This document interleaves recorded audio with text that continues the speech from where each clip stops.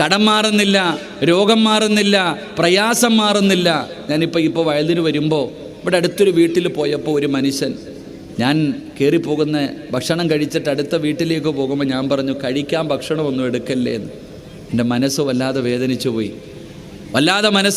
പോയി. ആ വീട്ടിലേക്ക് ഭക്ഷണം കഴിക്കാൻ എടുക്കല്ലേ എന്ന് പറയുമ്പോൾ എൻ്റെ കൂടെ വന്ന മനുഷ്യൻ പറഞ്ഞു, ഉസ്താദെ ഞാൻ ഭക്ഷണം കഴിച്ചിട്ട് 2 വർഷമായി ഉസ്താദെ, അദ്ദേഹത്തിൻ്റെ വായ്ക്കകത്ത് ക്യാൻസറാണെന്ന് തോന്നുന്നു, വല്ലാത്ത രോഗം.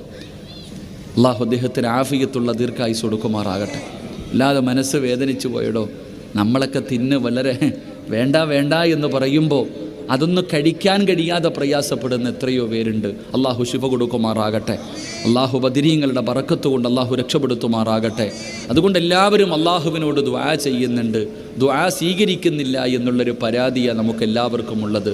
എങ്കിൽ അള്ളാഹു പറഞ്ഞത് എന്തെന്നറിയുമോ? വൈദാ സഅലക ഇബാദി അന്നീ ഫഇന്നീ ഖരീബ് ഉജീബു ദഅവത ദാഇ ഇദാ ദഅാനി ഫല്യസ്തജീബു ലി. അല്ലാഹുവിനോട് ആര് ദുആ ചെയ്താലും അല്ലാഹു സ്വീകരിക്കും.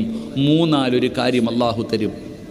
അല്ലാഹുവിനോട് ആര് ദുആ ചെയ്താലും 3-4 കാര്യം അല്ലാഹുവിന് കൊടുക്കുമെന്ന് നബിയുനാ റസൂലുള്ളാഹി സ്വല്ലല്ലാഹു അലൈഹി വസല്ലം. അതുകൊണ്ട് എൻ്റെ പ്രിയപ്പെട്ട സഹോദരങ്ങളോട്, എല്ലാവരും അല്ലാഹുവിനോട് ദുആ ചെയ്യുന്നവരാ.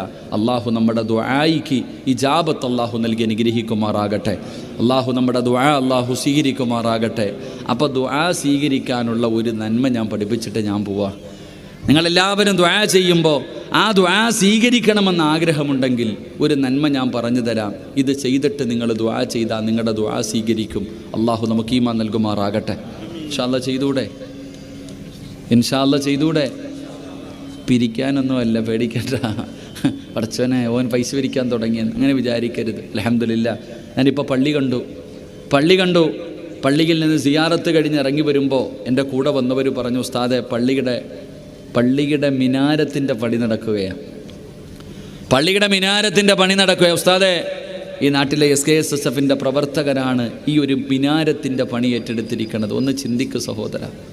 ആ മക്കളുടെ ഒരു മനസ്സുണ്ടല്ലോ, അൽഹംദുലില്ലാ, ആ മക്കളുടെ ഒരു മനസ്സുണ്ടല്ലോ. അള്ളാഹുവിൻ്റെ ഭവനത്തിനൊരു മിനാരം പണിയുവാനുള്ള ആ ഒരു ബാധ്യത ഞങ്ങൾക്ക് കുഴപ്പമില്ല ഉസ്താദെ, ഞങ്ങൾ ഏറ്റെടുത്തിരിക്കുകയാ. അള്ളാഹു അത് വിജയത്തിലാക്കി കൊടുക്കുമാറാകട്ടെ, അള്ളാഹു ഖൈറിലാക്കി കൊടുക്കുമാറാകട്ടെ. പക്ഷേ ഈ നാട്ടിലെ നിങ്ങൾ ചിന്തിക്കണം, ആ കുട്ടികൾക്കുണ്ടായ ഈമാൻ നമ്മളിൽ പലർക്കും ഇല്ലാതെ പോയെന്നുള്ളതാണ്. ഒരുപാട് പൈസയുള്ള ഒരുപാട് സമ്പന്നന്മാർ അവിടെ ഇവിടെയും ജാഗ വാങ്ങിയിട്ടിട്ട് അവിടച്ചവനെ ഇതെൻ്റെതാണോ എന്ന് പോലും അറിയാത്ത വലിയ കോടീശ്വരന്മാരുണ്ട്. അപ്പോൾ ആ മക്കൾ കാണിച്ച ഒരു മനസ്സ്, ഇൻഷാ അല്ലാഹ് നിങ്ങളെല്ലാവരും അതിൽ സഹകരിക്കണം. നിങ്ങളെക്കൊണ്ട് ചെയ്യാൻ കഴിയുന്നത് അള്ളാഹുവിൻ്റെ പള്ളിക്ക് നിങ്ങൾ ചെയ്തു കൊടുക്കണം. അതിലൂടെ നിങ്ങളുടെ ദുനിയാവ്, നിങ്ങളുടെ ആഖിറവും രക്ഷപ്പെടും. അള്ളാഹു രക്ഷപ്പെടുത്തുമാറാകട്ടെ. അതുകൊണ്ട് ഇൻഷാ അല്ലാഹ് ഒരൊറ്റ നന്മ ഞാൻ പറഞ്ഞു തരാം. ദുആ ചെയ്താൽ സ്വീകരിക്കണമെങ്കിൽ മഹാനായ ആദരവായ പ്രവാചകൻ നബി മുഹമ്മദ് മുസ്തഫ സല്ലല്ലാഹു അലൈഹി വസല്ലമ തങ്ങൾ ബദറിൻ്റെ രണാങ്കണത്തിലേക്ക് സ്വഹാബികൾ ബദറിൻ്റെ രണാങ്കണത്തിലേക്ക് പോകുമ്പോൾ നബി സല്ലല്ലാഹു അലൈഹി വസല്ലമ തങ്ങൾ സുജൂദിൽ കിടന്ന് കരഞ്ഞുകൊണ്ട് ദുആ ചെയ്യുകയാണ്.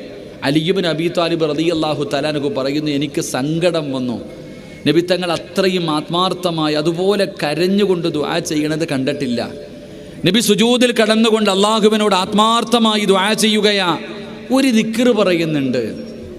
ഒരു ദിക്റ് പറഞ്ഞിട്ടാണ് നബി സല്ലല്ലാഹു അലൈഹി വസല്ലമ തങ്ങൾ ദുആ ചെയ്തത്. അതുമാത്രമല്ല, ബദറിൽ പങ്കെടുത്ത സ്വഹാബികൾ പറയുന്നു, ഞങ്ങൾ ഈ ദിക്റ് പറഞ്ഞുകൊണ്ടാണ് ബദറിലേക്ക് പോയതെന്ന്. അള്ളാഹു നമുക്ക് ഈമാൻ നൽകുമാറാകട്ടെ.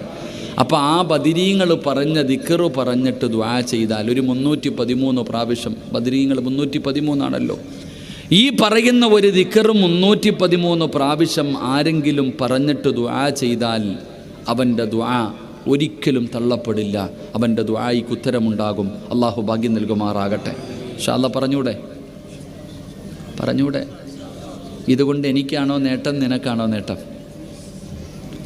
ഈ ദിക്റ് പറഞ്ഞിട്ട് ദുആ ചെയ്താൽ ദുആ സ്വീകരിക്കുമെങ്കിൽ ആ ദുആ കൊണ്ടുള്ള നേട്ടം നിങ്ങൾക്കാണോ എനിക്കാണോ? ആർക്കാ നേട്ടം? നിങ്ങൾ പറ, നിങ്ങൾക്കല്ലേ നേട്ടം? പിന്നെന്തിനാ വെടി കൊണ്ടതുപോലെ ഇരിക്കണേ? ഒരു ഇൻഷാ അല്ലാഹ് പറഞ്ഞ് പോരാ, ഉറക്കെ. NRCയുടെ പ്രതിഷേധത്തിനകത്ത് ഇതിനേക്കാളും വലിയ കൂവലായിരുന്നു. വലിയ കാര്യം ഉണ്ടായി. കോയി ഫായിദ നഹീ ഹൈ. അല്ലാഹു ഈമാൻ നൽകുമാറാകട്ടെ.